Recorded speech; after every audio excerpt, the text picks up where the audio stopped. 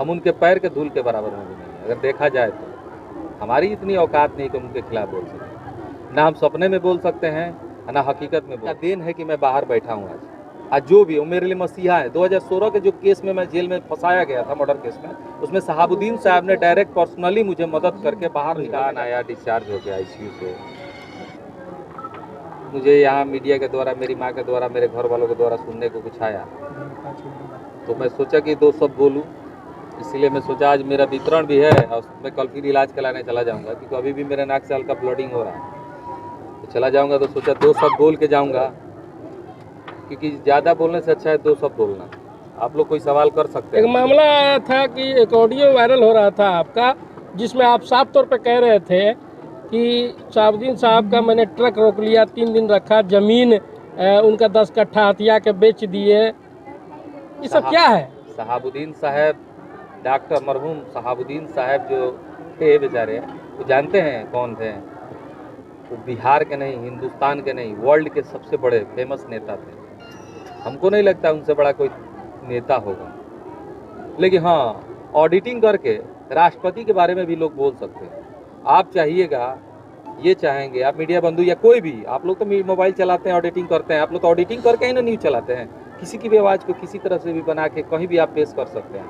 क्या लगता है कि मैं क्यों, शहाबुद्दीन साहब का देन है कि मैं बाहर बैठा हूँ आज जो भी हो मेरे लिए मसीहा है। 2016 के जो केस में मैं जेल में फंसाया गया था, मर्डर केस में, उसमें शहाबुद्दीन साहब ने डायरेक्ट पर्सनली मुझे मदद करके बाहर निकालने का काम किया।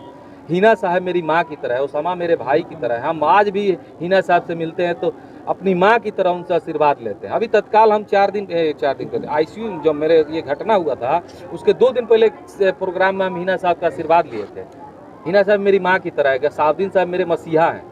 और ये जो भी लोग ऑडिटिंग करके काम कर रहे हैं, पता है क्यों कर रहे हैं? एमवाई समीकरण, माइनॉरिटी हमको बहुत इज्जत, माइनॉरिटी मेरी बहुत इज्जत है, आप लोग भी जानते हैं, और हर जगह जाते हैं काफ़ी सम्मान इज्जत मिलता है। इसको ख़त्म करने के लिए कुछ दिग्गज नेता लोग जो शुरू से मेरे पीछे पड़े हुए हैं, अब मैं बार बार उनको बोलता हूँ कि मैं पॉलिटिक्स नहीं करता हूँ, नहीं करता हूँ, नहीं करता हूँ। भाई मुझे पॉलिटिक्स नहीं करना है, फिर भी उन लोग को डर लगा हुआ है कि मैं पॉलिटिक्स करूँगा, आऊँगा तो कहीं उनकी कुर्सी पे खतरा होगा।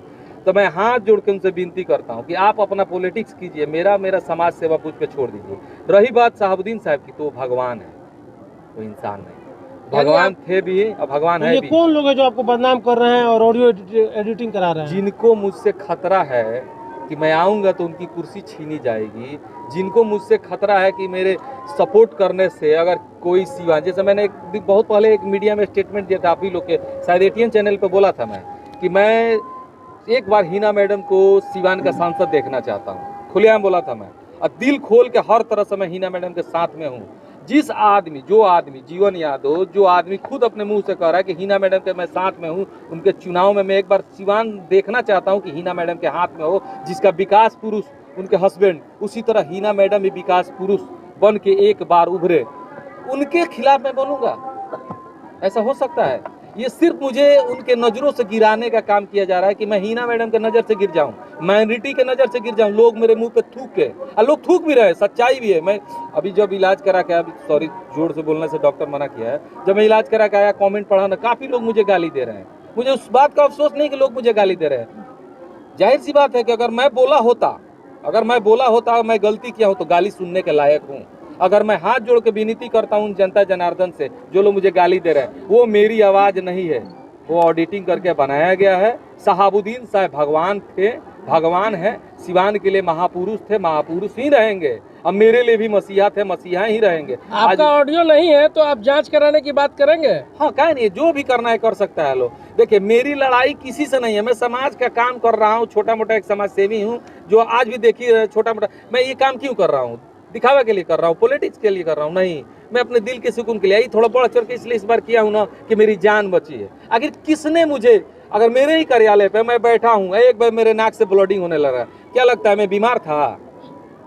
17 तारीख को मेरे साथ घटना होती है, मैं ब्लीडिंग करता हूँ, मैं 17 को हॉस्पिटल जाता हूँ। ऑलरेडी सब कोई मीडिया, सारे मीडिया बंधु यहाँ थे, मेरा प्रीसी था उस दिन, मैं ऑलरेडी यहाँ से बीमार होकर हॉस्पिटल जाता हूँ। उसके बाद मुझ पर FIR होने लगता है, बहुत सारी घटनाएं होने लगती है। मुझे उस चीज़ से मतलब नहीं है, मुझे सिर्फ मतलब है दिग्वंत मरहूम शहाबुद्दीन साहब से, जो मेरे भगवान की तरह है। उनके खिलाफ सपने में भी नहीं बोल सकता हूँ। जो लोग भी मेरी आवाज़ सुन रहे हैं ये जान ले कि मैं उनके खिलाफ नहीं, मैं किसी के खिलाफ नहीं बोल सकता हूँ, क्योंकि मुझे किसी के खिलाफ बोलने की ज़रूरत ही नहीं है। मैं अपना छोटा मोटा समाज सेवी हूँ, छोटा मोटा समाज की सेवा करता हूँ, वो निरंतर करता रहूँगा। जीवन यादव जी, शहाबुद्दीन साहब का नाम आता है तो विकास शब्द जुड़ जाता है, और जीवन यादव का भी नाम आता है तो समाज सेवा विकास शब्द। हमने एक बार बोला था आप ही लोग के चैनल पे कि मैं शहाबुद्दीन साहब की तरफ बनना चाहता हूँ, विकास पुरुष बोला था ना।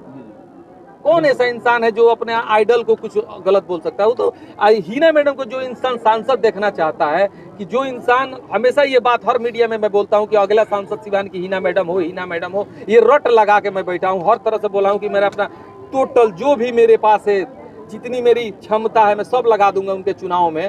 और वो इंसान के खिलाफ उनको भड़काया जा रहा है, क्यों? कि हीना मैडम के नजरों से मैं गिर जाऊं, माइनॉरिटी के नजरों से गिर जाऊं, माइनॉरिटी मुझे गाली दे, मेरे मुंह पे थूके, और जो हो रहा है। विकास करने वाले और समाज सेवा करने वाले लोगों को ही टारगेट सिवान के राजनीति में किया जा रहा है। आपको लगता है कि ये टारगेट प्लान था आपके साथ?